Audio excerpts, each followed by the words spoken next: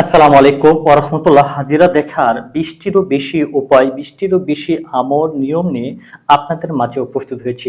আমি একটি সিরিজ সাজিয়েছি। এই সিরিজের মধ্যে আমরা ২০টিরও বেশি হাজিরা দেখতে পারবো। যে আসলে আমি কি আমার হাজিরা দেখতে পারবো? আমি একজন সাধারণ মানুষ। আমার মধ্যে কোনো রুহানি শক্তি নেই। আমি কোনো রুহানি শক্তির আমল করি না। তাহলে আমি কি আমার কি সমস্যা তা নির্ণয় করতে পারবো হাজিরা দেখার মাধ্যমে? এবং হাজিরা দেখা জরুরি কেন? যারা এরকম ধরনের প্রশ্ন করে আসতেছেন তাদের উদ্দেশ্যে কিছু কথা বলবো। এটা বলার পূর্বে যে আসলে হাজিরা দেখা জরুরি কেন সে বিষয়টা খুবই গুরুত্বপূর্ণ। কারণ আপনার শারীরিক অনেক সমস্যা, আপনি ডাক্তারের কাছে যাচ্ছেন, ডাক্তার অনেকগুলো টেস্ট দেওয়ার পরেও কোনোভাবে কোনো রোগ নির্ণয় করতে পারছে না সে ডাক্তার। সে কোনো রোগ নির্ণয় না করার কারণে সে ডাক্তার আপনাকে কোনো ধরনের মেডিসিন বা ওষুধ দিতে পারছে না। না দেওয়ার কারণে আগে যে ডাক্তারের কাছে যাওয়ার পূর্বে যে আপনার সমস্যা ছিল ঠিক একইভাবে একই সমস্যা আপনি এখনো সেটা মনে করতেছেন বা অনুভব করতেছেন। যদি ওই এরকম হয়ে থাকে তাহলে এখন আপনি আপনার হাজিরা কিভাবে দেখবেন?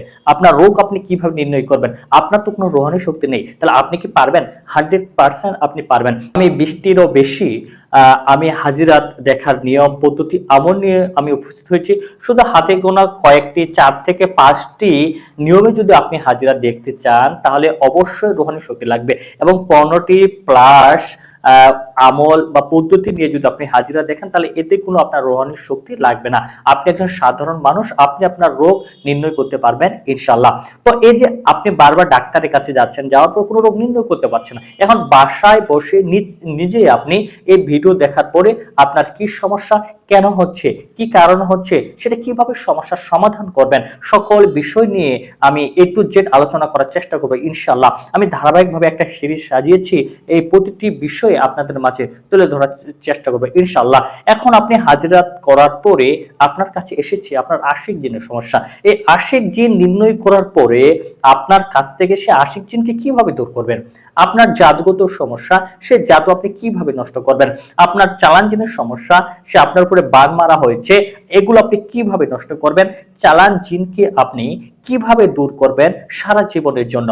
আমরা একটা একটা করে হাজিরা দেখব এবং সেটা কিভাবে নির্ণয় করা যায় এবং সে জিনকে, সে জাদুকে কিভাবে নষ্ট করা যায় সে বিষয়গুলো ধরে ধারাবাহিকভাবে আমরা এই সিরিজের মধ্যে আলোচনা করার চেষ্টা করব ইনশাআল্লাহ। যে বিষয়টা বলছিলাম ২০টিরও বেশি আমরা হাজিরাত নিয়ে সাজিয়েছি, যে হাজিরা দেখার উপায় অবশ্যই এটা জানা খুবই জরুরি। বিশেষ করে যারা আমরা সাধারণ মানুষ আমাদের তো জানা জরুরি এবং আমরা যারা নতুন মুদাব্বির রয়েছি তাদেরও জানা খুব জরুরি। কারণ আপনারা অনেক সময় অনেক ধরনের প্রশ্ন করে থাকেন যে আমার কাছে এমন কিছু রোগী আসে যে আসলে আমি নির্ণয় করতে পারছি না তার কি জিনগত সমস্যা নাকি জাদুগত সমস্যা, তার উপর কি বান মারা হয়েছে নাকি তার উপরে অন্য কোনো কাজ করা হয়েছে, এই রোগীর কি আশিক জিনের সমস্যা, চালান জিনের সমস্যা, কবির জিনের সমস্যা, নাকি এর উপরে বদ নজরের প্রভাব রয়েছে। এই বিষয়গুলো নির্ণয় না করার কারণে এই রোগীগুলো আজকে সুস্থ হচ্ছে না, বা আপনি এবং আমি নিজে এটা না বোঝার কারণে, সঠিকভাবে চিকিৎসা না নেওয়ার কারণে আজকে আমরা সুস্থ হতে পারছি না।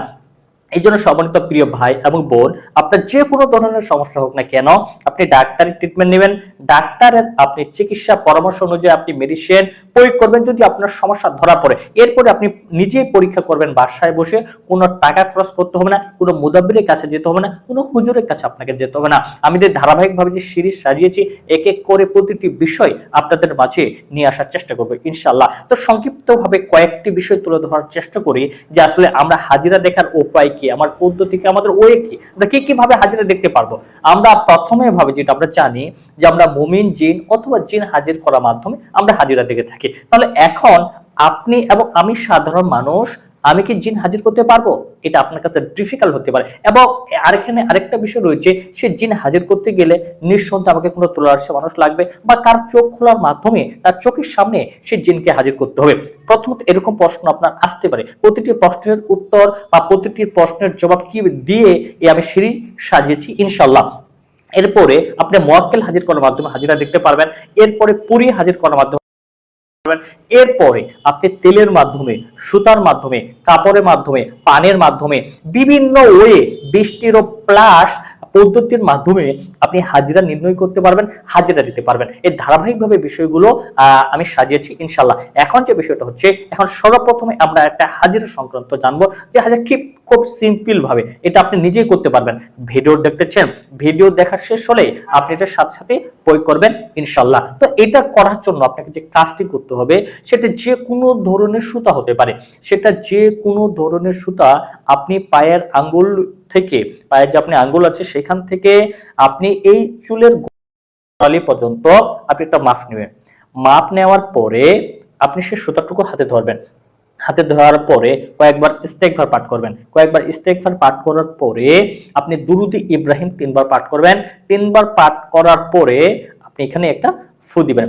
দেওয়ার পরে সূরা আল ফাতিহা, সূরা আল ফাতিহা আপনি 3 বার পাঠ করবেন। 3 বার পাঠ করার পরে সেই সুতার মধ্যে 3টি ফু দিবেন। সুতা অবশ্যই ডান হাতে এভাবে মুষ্টি করে ধরবেন এবং একবার পরবেন, একবার করে এটা ফু দিবেন।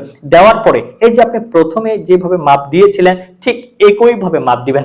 যদি আপনার জাদুগত সমস্যা থেকে থাকে তাহলে নিঃসন্দেহে 100% আপনার সুতা অলরেডি ছোট হয়ে যাবে। সেটা হাফ ইঞ্চি হতে পারে, 1 ইঞ্চি হতে পারে। এবং যদি জিনগত সমস্যা থেকে থাকে তাহলে হাফ ইঞ্চি বা 1 ইঞ্চি সুতাটা বড় হয়ে যাবে। এটা 100% পরীক্ষিত আমল। আপনি নিজে পরীক্ষা করেন, এটা নিজেই আপনি এখনই বুঝতে পারবেন। আমার ভিডিওটা দেখলেন, দেখার পরে এখন সাথে সাথে আপনি প্রয়োগ করেন, সেটার ফলাফল আপনি নিজেই বুঝতে পারবেন যে আসলে আপনার জিনগত সমস্যা নাকি জাদুগত সমস্যা।